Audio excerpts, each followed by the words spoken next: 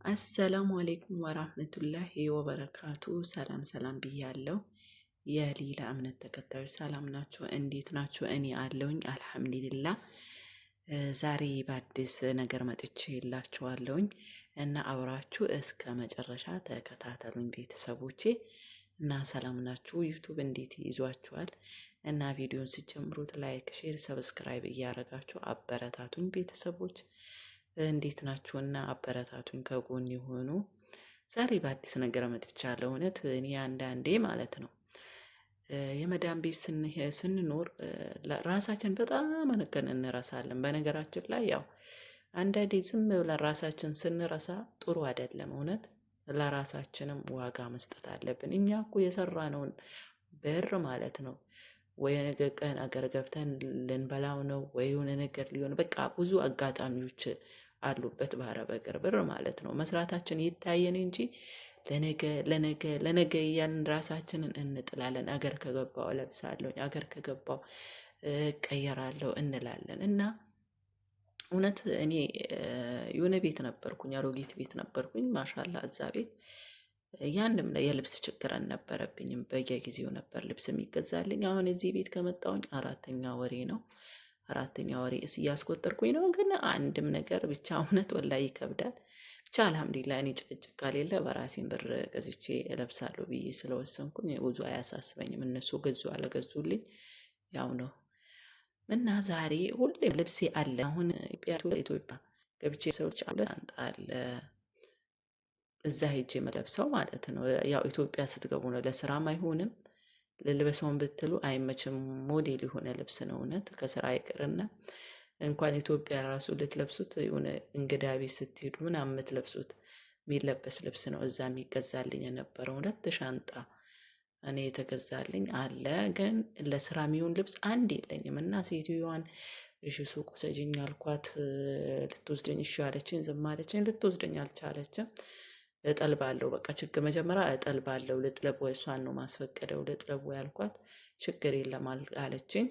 ከዛ መጥለብም ብዙም ስለማላቅ ወላሂ ለመጀመሪያ ጊዜ ነው ዛሬ ልብስ የጠለብኩት። አልጠልብም እና በቃ እነሱም ስለሚገዙልኝ ሀገሬን እስክገባ እነሱ የገዙት ይበቃኛል ምንድን ነው ብዬ ያው ስለሚገዙልኝ ነው። አሁን ደግሞ ወላሂ የስራ ልብስ ያልቁ እውነት በቃ ሸተተብኝ። የስራ ልብስ ደግሞ በየጊዜው ምግብ ስለምንሰራ ስለምናጸዳ በጣም ነው የሚሸተው። በነገራችን ላይ በጣም በቃ ልብሱ በተደጋጋሚ በመልበስ የተነሳ በጣም ሸተተብኝ። እውነት አሁን ምን ላድርግ አልኩኝ። በነገራችን ላይ እኔ ልብስ ልለብስ እፈራለሁኝ። እውነት በቃ ራሴን ልክት አድርጌ በቃ ራሴን ምናምን ሸውጄ ነው እንደው ክፍሌ ሲሆን ላይቭ ላይ ሲሆን ምናምን እንዳያችሁኝ አይደለም። ራሴን ጣልጣል አድርጌ ነው የምሰራው። ለምን ያው ማዳሞች ጥሩ ነገር ስትለብሱ ምናምን አይመቻቸውም ብዙ ጊዜ። እኔም ፈራለሁ። ያንን ነገር እጠብቅላቸዋለሁ። ለምን ሀገሬን እስክገባ ድረስ በቃ ብዙም እንትን አይደለም። አሁን ደግሞ ልብሴ አለቀ፣ ሸተተ። ከማለቁ የተነሳ ወላሂ ልብሴ ሸተተ። እሷም የመጀመሪያ የመጣውኝ ሰሞን ምንድን ነው የምትፈልጊው ያለችኝ። ዩኒፎርም ነው የምትለብሺው ያለችኝ። ምንድን ነው እኔ ዩኒፎርም አልለብስም፣ የትም ቤት አልለብስም። ይገዙታል፣ ይቀመጣል ነው አልለብስም። በነገራችን ላይ ዩኒፎርም አልወድም። በጣም ከምጠላው ልብስ አረብ ሀገር ምን ቡቱት የፈለጉትን አይነት ልብስ ቢሰጡኝ እለብሳለሁ። ግን ዩኒፎርም አልወድም። በቃ የትም ቤት ሲሄድ ዩኒፎርም አልቀበላቸውም። ይሽ ይሉኛል። አልሐምዱሊላህ ደስ ይለኛል። ሱሪ ለብሶ ጥንጥን ማለት በጣም ነው የሚከብደኝ ለኔ። ስላለመድኩትም ይሆናል በቃ ደስም አይለኝም። እውነት ደስ አይለኝም። ከእስልምናችንም ጋር ያው አይሄድም። ያው ሰራተኛ እስኩን ድረስ ግዴታችን ነው።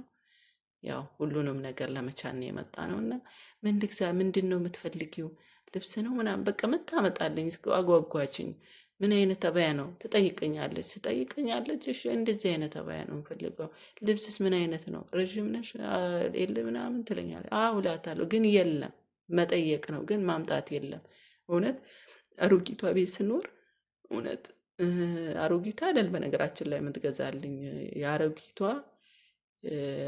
መራቷ ነበር የምትገዛልኝ። ለሰራተኞቿ ስትገዛ በእነሱ ተመሳሳይ ኮፒ ይገዛልኛል። እውነት በቃ ቅዳሜና አርብ ስሄድ የሆነ ነገር ከተገዛ አዲስ ነገር አለሽ ምናምን ይሉኛል።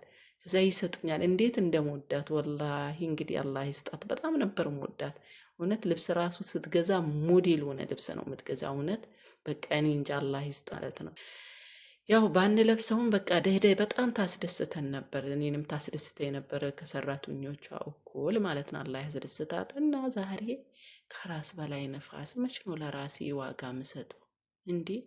አንድ ቀን እኮ ወላሂ ራሳችን አናስደስትም። በቃ መደሰቱን ይቅርና የሚገባንን ራሱ አተን ነው የምንኖረው። ለምን አልኩኝ ለራሴ እንዲህ ብር እያለኝ እየሰራውኝ የገማ ልብስ ለብሼ ልስራ፣ ወላሂ ሸተተብኝ። ልብሴ ራሱ ይሸታል እውነት።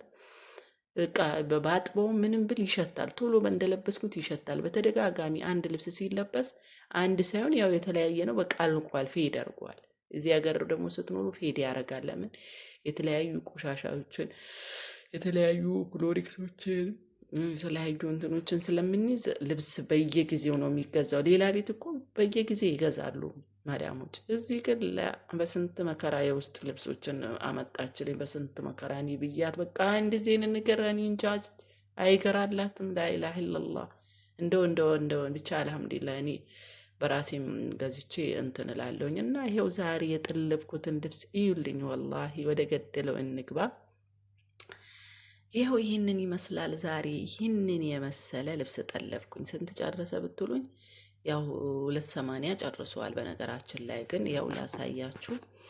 ይኸው ይሄ የሰላት ልብስ ነው። በጣም የሚያምር ነው። እኔ እዚህ እይቼ የሰላት ልብስ በጣም እወድ ነበር። በቃ ሲጨንቀኝ መጥለብም ከብዶኝ በቀደም አምጪልኝ ስላት በቃ ሱቅ ወስድሻለሁ ትሄጃለሽ አብረን እንሄዳለን አለችኝ። ከዛ ዝም አለችኝ። ከዛ እኔም መጥለቡን አስፈቅጄያት ነበር። ይሄ በ50 ብር ነው የገዛሁት። ይሄው በ10 ብር ሂጃብ ይሄው 7% ብር ይሄው አስብ። ይሄው መስከሪ ነው እውነት በጣም የሚያማምር ነው። በነገራችን ላይ እንደ ኢትዮጵያ የሚያምር ልብስ የለም። በነገራችን ላይ እውነት እኔ የኢትዮጵያን ልብስ በጣም ነው የምወደው እውነት። አሁን ሺቲ ስትለብሱት አዲስ ሲሆን ነው፣ በስነ ስርዓት ከያዛችሁት አዲስ እየሆነ ነው የሚሄደው። እነሱ ግን ይገዛሉ። ይህኔ በ20 ብር ይገዙታል ወይ በ10 ብር ይገዙታል። ግን ወዲያው ነው ፌድ የሚያደርገው የእነሱ ልብስ። እኔ ወዲያው ነው የሚያልቅብኝ። ሺቲ ግን በኢትዮጵያ ያመጣው ሺቲ እውነት ይቆያል፣ በጣም ነው የሚቆየው።